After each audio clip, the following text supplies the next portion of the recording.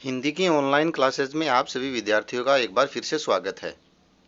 आज हम कक्षा 10 का नया अध्याय शुरू करते हैं, सेनापति। सेनापति एक महत्वपूर्ण अध्याय है। परीक्षा की दृष्टि से प्रश्न पूछे जाते हैं और व्याख्या भी आती है। सबसे पहले इनके जीवन परिचय के बारे में जान लेते हैं।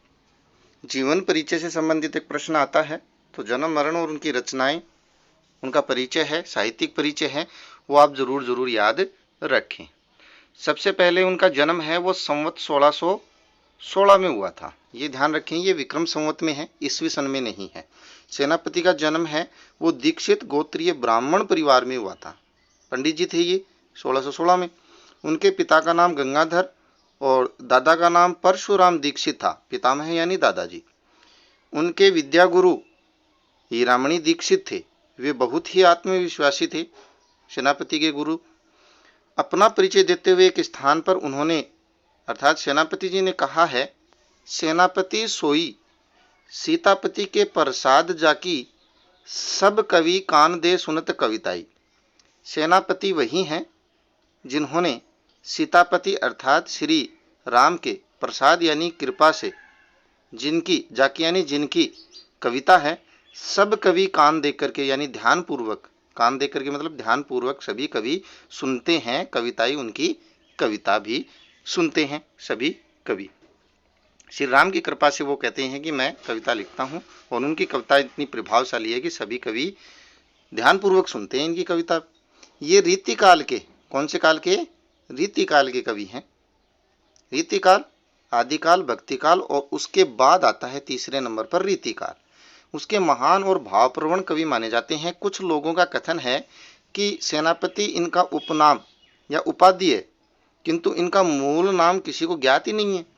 परंतु इस बात में कतई संदेह नहीं है कि काव्य कला और मौलिकता की दृष्टि से युगीन कवियों में वे सेनापति की भांति थे। सेनापति मतलब सभी युगीन कवियों के अग्रणी थे।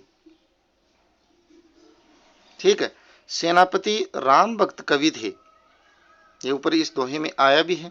श्लेष अलंकार, विशेष तौर पर कौन सा अलंकार? श्लेष अलंकार। इस कविता में भी एक जो पद है, कवित्व है, उसमें श्लेष अलंकार का बहुत ही शानदार उदाहरण देखने को आपको मिलेगा। उसके प्रयोग में वे सिद्धहस्त थे। उन्होंने किसी कवि का अनुसरण नहीं किया, मतलब किसी कवि की नकल नहीं की। ये रीतिबद्ध कवियों की श्रेणी में आते हैं। रीतिकाल में 3 प्रकार के कवि हुए, रीतिबद्ध, रीति सिद्ध और रीति मुक्त। बिहारी जी रीति मुक्त कवियों में आते हैं, ये रीतिबद्ध थे। ठीक है। हाँ, रीतिबद्ध कवियों की श्रेणी में आते हैं। इनकी 2 रचनाएं प्रसिद्ध हैं, काव्य कल्पद्रुम और कवित्र रत्नाकर। काव्य कल्पद्रुम जो अप्राप्य है यानी मिली नहीं है अभी तक किसी भी विद्वानों को। इनका काव्य शास्त्रीय ग्रंथ रहा होगा। इनके कवित्वों में, ये कवित्व एक प्रकार का छंद होता है, इसकी चर्चा करेंगे हम। अलंकार और रस ध्वनि के उदाहरण एक से बढ़कर एक मिलते हैं। अलंकारों का प्रयोग किया है उन्होंने अच्छे तरीके से। इन्होंने अलंकार संप्रदाय का अनुसरण भी किया है, मतलब अलंकारों का भरपूर प्रयोग जिन्होंने किया है वो अलंकार संप्रदाय के अनुसरण कवि माने जाते हैं। सेनापति की भाषा ब्रज है, ये याद रखें, ब्रज भाषा के कवि हैं ये। साधारण शब्द उनके हाथ में आते ही सैनिक की तरह सशक्त बन जाते हैं। साधारण से साधारण शब्दों को भी वो सैनिक के रूप में प्रस्तुत कर देते हैं। वे फारसी शब्दों का प्रयोग भी करते हैं अपनी रचनाओं में। उनकी रचनाओं में प्रसाद और ओज गुण की प्रधानता है। ओज गुण वीर रस के साथ आता है। ठीक है। परिमार्जित भाषा का प्रयोग और भाव गांभीर्य, भावनाओं को बड़ी गंभीरता के साथ उनके काव्य की विशेषता देखने को मिलती है। इस पाठ में इनके जो कवित्व लिए गए हैं उनकी हम यहाँ पर चर्चा कर लेते हैं। यहाँ प्रस्तुत कविता सेनापति के ऋतु वर्णन का प्रौढ़ यानी प्रभावी और प्रांजल श्रेष्ठ नमूना है। इनमें पूरी निपुणता से ऋतु के उपादान जो अंग होते हैं उसके लक्षणों का उपयोग कवि ने किया है। वसंत का वैभव पूरी छटा के साथ पंक्ति में पिरोया है। मतलब पहले कवित्व में वसंत ऋतु का वर्णन है। कवित्व है ये एक वर्णिक छंद है, यानी वर्ण गिने जाते हैं। ये वर्णिक छंद 3 प्रकार के होते हैं, 31 वर्णों वाले, 32 वर्णों वाले और 33 वर्णों वाले। ठीक है। घनाक्षरी कवित, रूप घनाक्षरी कवित, इस प्रकार से ये आते हैं। देव घनाक्षरी कवित, इस प्रकार से ये 3 प्रकार के कवित होते हैं, छंद हैं ये। तो पहले छंद में या पहले कवित में वसंत ऋतु को राजा के रूप में दिखाया, वसंत ऋतु का वर्णन किया है, बहुत ही आकर्षक है। कवि ने ऋतु वसंत का सूक्ष्मता पूर्वक मानवीकरण किया है। तो इसमें कौन सा अलंकार आ गया? मानवीकरण भी आ गया, ब्रज भाषा आ गई, श्लेष अलंकार भी आएगा। पूरा परिदृश्य राजा के आगमन काल के वस्तुओं और भावनाओं से बुना हुआ है। वसंत ऋतु का वर्णन करते हुए ऐसा लगता है जैसे पूरा का पूरा दृश्य राजा के जैसे आता है, वैसा वर्णन किया है। तो वसंत को पूरे के पूरे राजा के रूप में ही उन्होंने दिखाया है। रंगीन उपवन है वो सुगंधमय हो गए हैं, सुगंध से भर गए हैं। कोकिल यानी कोयल है वो चारणों की भूमिका में आ गई है, और चारण जैसे यशगान करते थे राजाओं के, वैसे ही वो भी पदगान कर रही है वसंत ऋतु रूपी राजा का। शोभा के सुखमय उपकरण सेना के कवायद की छवि उत्पन्न कर रहे हैं। सारा का सारा जो वसंत ऋतु है वो ऐसा लग रहा है जैसे सेना अपनी चतुरंगिणी सेना लेकर के आ गया है। कोई राजा, सेना की 4 अंग, वो भी हम बताएंगे, क्योंकि राजा एकाकी तो गमन करता नहीं, राजा आता तो अकेला तो आता नहीं, सेना का लाव लश्कर उसके साथ चलता है। इसी प्रकार दूसरे पद में भीषण गर्मी के बाद झुलसती हुई प्रकृति पर जब वर्षा की बूंदें पड़ती हैं तो धरती है वो नैनाभिराम बन जाती है। नैनाभिराम मतलब हमारे नयन एक जगह रुक करके उस प्रकृति को देखने की कोशिश करते हैं। बहुत ही खूबसूरत जो चीज होती है उसको हम देखते हैं, नैनाभिराम। सुखमय हो जाती है। मानसून का आगमन इस कृषि प्रधान देश में आप जानते हो कि कितना आकर्षक बन जाता है, उत्सव के रूप में दिखाई देता है इस देश में वर्षा का आगमन। कवि ने डूबकर बरसात के ऋतु चक्र को आंखों के आगे साकार कर दिया, बहुत ही गहराई के साथ वर्षा ऋतु को बताया है। ग्रीष्म को ही वर्षा के रूप में बता देना ये उनकी काव्य कला का श्रेष्ठ नमूना है। फिर जो एक और कविता है उसमें शीत ऋतु की आक्रामकता को दिखाया है कि शीत ऋतु जब आती है तो कितनी आक्रामक होती है।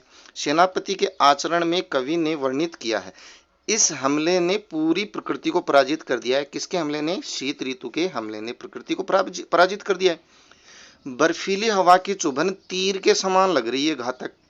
सूरज का तेवर जो है, असर जो है वो निस्तेज हो गया है, असर ही नहीं करता है शीत ऋतु में।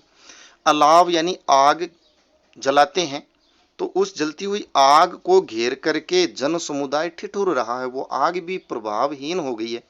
देशज यानी ग्रामीण समाज पर ऋतुओं के प्रभाव का इतना जीवंत वर्णन सेनापति जी की कविता को कालजयी कविता बनाती है और उनको खुद को कालजयी कवि बनाती है।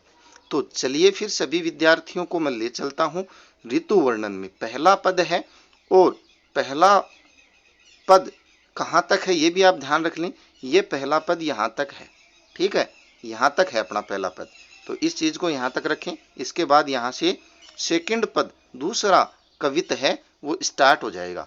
तो पहला पद है यहां तक, यहां से स्टार्ट करते हैं पहला कवित। ध्यान पूर्वक सुने, थोड़ा सा इसमें बहुत ही आकर्षक रूप से शब्दों का प्रभाव देखने को मिलेगा और कवि की कल्पना है उसका श्रेष्ठ नमूना आपको देखने को मिलेगा। इसलिए आप ध्यान पूर्वक सुने, एक एक शब्द के बारे में क्या कहा जा रहा है, कितनी कल्पना करी है, ये भी आप जरूर जरूर देख लें।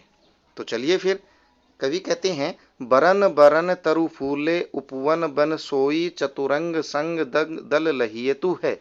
बंदी जिमि बोलत बिरद वीर कोकिल है गुंजत मधुप गान गुन गहियत है। तो गान गुन गहियत में अनुप्रास आ गया है, फिर से एक ही वर्ण की आवृत्ति, ठीक है। तो चलिए फिर शुरू करते हैं। बरन बरन यानी रंग रंग के, अनेक रंग के, तरु यानी पेड़ों पर, फूल फूले हुए हैं, उपवन यानी बागीचे में, वन यानी जंगल में। क्या कहना चाहते हैं इस पंक्ति के माध्यम से?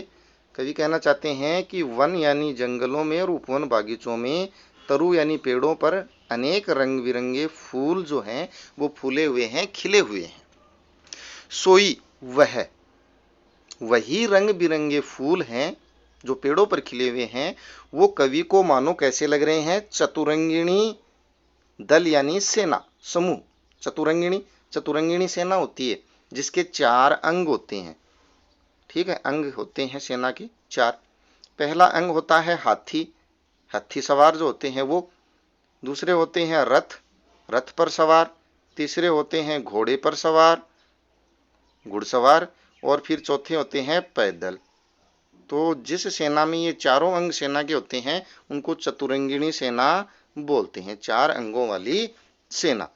तो कवि को ऐसा लगता है कि रंग बिरंगे फूल जिन पेड़ों पर खिले हुए हैं वन उपवन में, वो सोई मतलब वह चतुरंगिणी सेना साथ लेकर के लहियतु यानी लग रहे हैं, मानो कोई चतुरंगिणी सेना आ गई है। ये चतुरंगिणी सेना किसकी है? वसंत ऋतु रूपी राजा की है। मानवीगण है, वसंत का वर्णन किया गया है, मानो वसंत ऋतु रूपी राजा आया है और रंग बिरंगे फूलों को उन्होंने चतुरंगिणी सेना के रूप में प्रदर्शित किया है। बंदी वंदना करने वाले, जिमी मानो बोलत बोल रहे हैं, बिरद यशोगान, यश का गान, बिरद यानी यशोगान, वीर यानी वीर, कोकिल यानी कोयल। जैसे वसंत ऋतु में कोयल बोलती है तो कवि को ऐसा लगता है मानो यह कोयल, कोकिल यानी कोयल, वीर सैनिक के रूप में वसंत ऋतु की सेना में शामिल है और वह यशोगान ऋतुराज वसंत का यशगान कर रही है बोलती हुई।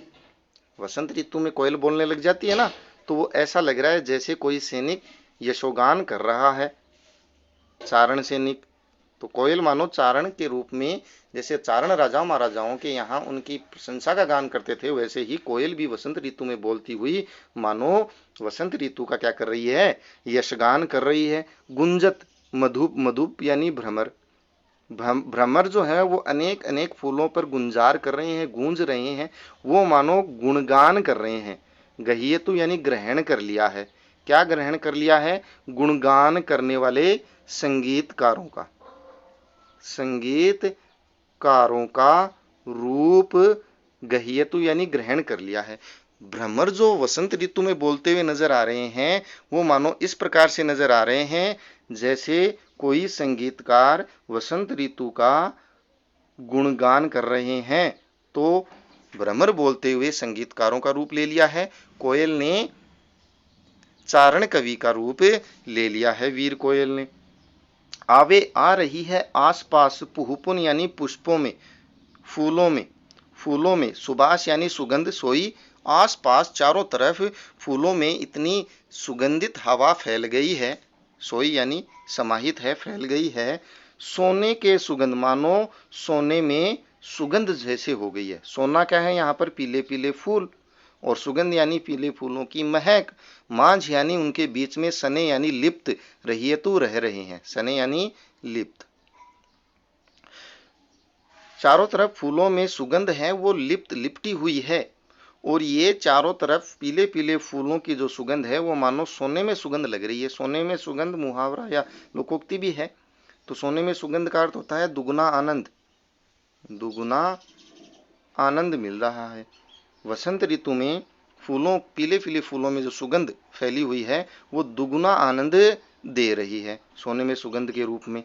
ठीक है, आगे बढ़ते हैं। शोभा को समाज, ये जो सुंदरता का समाज फैला हुआ है, चारों तरफ पेड़ों पर हरे हरे पत्ते और फूल नजर आ रहे हैं, ये सुंदरता का समाज सेनापति कह रहे हैं सुख साज, ये सुख देने वाला साजबाज यानी कि सुंदरता और ये संगीत जो कोयल और मधुप यानी भ्रमर कर रहे हैं, ये सुंदरता और ये सुख देने वाला संगीत आज किसके लिए है? आवत आ रहा है ना, वसंत ऋतु राज, ऋतुओं का राजा वसंत।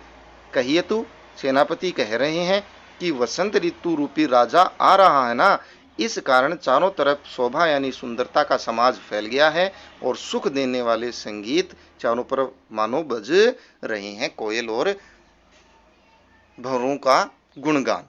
तो इस रूप में कवि कह रहा है कि ऋतुराज वसंत जो हैं वो ऋतुओं के राजा के रूप में आ गए हैं, मानो वो अपनी चतुरंगिणी सेना लेकर के आए हैं रंग बिरंगे फूलों के रूप में, और कोयले हैं वो वीर सैनिक चारण कवि की भूमिका में आ गए हैं। चारों तरफ बोलते हुए मानो उनका बिरध यानी यशगान कर रहे हैं। भ्रमर बोलते बोलते उनका गुणगान करने वाले संगीतकार बन गए हैं। और फूलों में जो सुगंध सोई हुई है, बसी हुई है, वो सोने में सुगंध अर्थात दुगुना आनंद देने वाली बन गई है। चारों तरफ जो इस सुंदरता फैली है, साजबाज फैला है, ये वसंत ऋतु के आने के कारण ही फैल गया है। चलिए फिर आगे बढ़ते हैं। एक और पद ले लेते हैं, बहुत ही इंपॉर्टेंट पद है, इसको इंपॉर्टेंट लगा लें क्योंकि इसमें श्लेष अलंकार का उदाहरण मिलता है। यहां से ये स्टार्ट हो गया है। कौन सा अलंकार? श्लेष अलंकार। ये ध्यान रखें। श्लेष अलंकार क्यों? एक शब्दों के अनेक अर्थ। एक शब्द के अनेक अर्थ जहां होते हैं वहां श्लेष अलंकार होता है, यानी एक शब्द के दो अर्थ या दो से अधिक अर्थ। देखिए किस रूप में कवि कह रहा है। कवि ने इस कवित्व में ग्रीष्म ऋतु को वर्षा ऋतु के रूप में दिखा दिया। यही चतुरता है, यही चालाकी है। किस रूप में दिखाया है वो हम देखेंगे। मतलब हम इस पद के दो अर्थ निकालेंगे। पहला अर्थ ग्रीष्म ऋतु के रूप में और फिर वर्षा ऋतु के रूप में। सबसे पहले हम निकालते हैं ग्रीष्म ऋतु के रूप में और उसके बाद हम इसको वर्षा ऋतु के रूप में निकालेंगे। जहां जहां दो दो अर्थ आएंगे मैं बता दूंगा।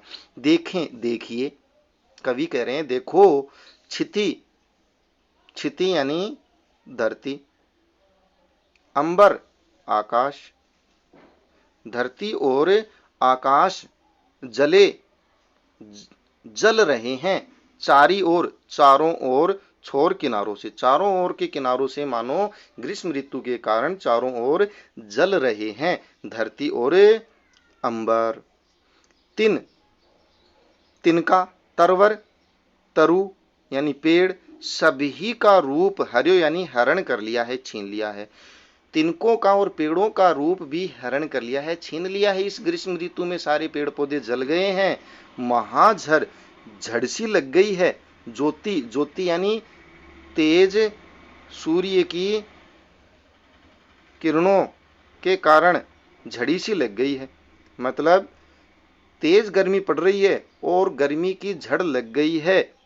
भादव, भादव के दो अर्थ निकलेंगे। पहला अर्थ हम यहाँ निकाल लेंगे ग्रीष्म ऋतु के रूप में आग, आग के रूप में चारों तरफ झड़ी सी लग गई है, चारों तरफ आग सी बरस रही है।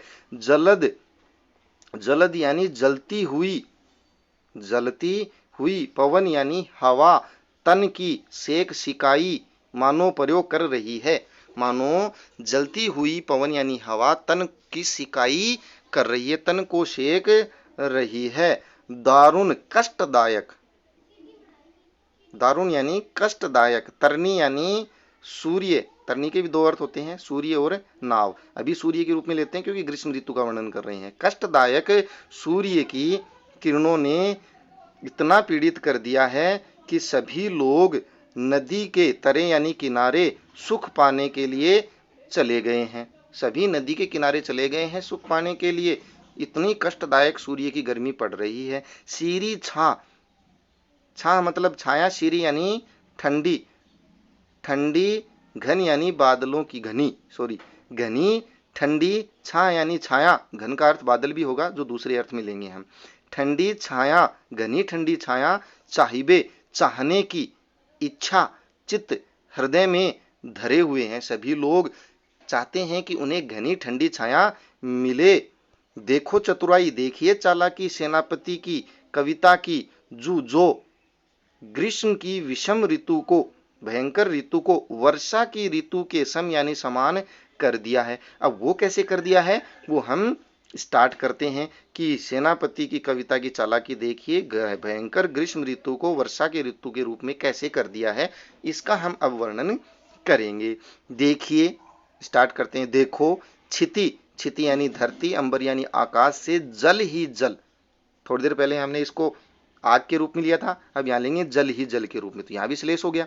तो आकाश और धरती से चारों तरफ जल ही जल, चारों ओर छोर से जल ही जल बरस रहा है।